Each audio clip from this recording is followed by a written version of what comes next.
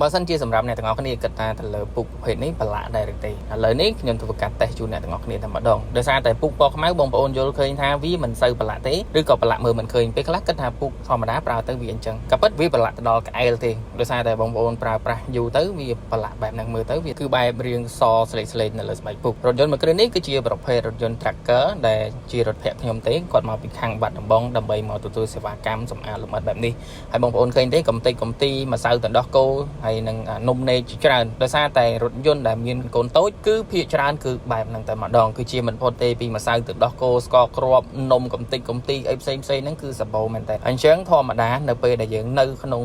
តុបឬក៏នៅក្នុងរថយន្តដែលមានការបិទចិត្តតូចបែបនេះមានកូនតូចធ្វើដំណើររួមដំណើរបែបនេះហើយការហូបចុកកតិកទីបែបនេះគឺវាពោពេញទៅដោយបាក់តេរីនិងមេរោគខ្លាំងមែនទែនអញ្ចឹងបងប្អូនគួរតែធ្វើការសម្អាតបែបនេះអានេះជាការ recommend ពីខ្ញុំទៅទេដោយសារតែបងប្អូនដឹងហើយការលាងដោយធម្មតាគឺចំណាយពេលតែមួយផ្លេតទេក្នុងការជូតសម្អាតក្នុងក្រៅអីចឹងទៅអញ្ចឹងมันអាចលំអិតបានទេសម្រាប់សេវាកម្មនេះយ៉ាងណាមិញគឺយើងសម្អាតគ្នា2ទៅ3នាក់រហូតដល់ទៅ5 6ម៉ោងបានរួចរាល់ឃើញហើយការសម្អាតគ្រប់កលុកកលៈទាំងស្នឹមទាំងអនាម័យទាំងការបោកពុកទាំងការសម្អាតទៅលើតពលកន្លែងប្រឡាក់គឺយើងយកចេញទាំងអស់បន្ទាប់ពីការយកចេញអស់ហើយគឺយើងធ្វើការសម្អាតទៅលើផ្ទៃកន្លែងកលុកកលៀតតូចៗហើយសម្រាប់មេរោគនិងសម្អាតទៅលើ form ដែលវាពាក់ព័ន្ធទៅលើការដោះសម្អាតនៅលើស្បែកពុកហ្នឹងគឺយើងយកចេញតែម្ដងបើសិនជាការសម្អាតมันអាចយក form នឹងចេញបានល្អទេ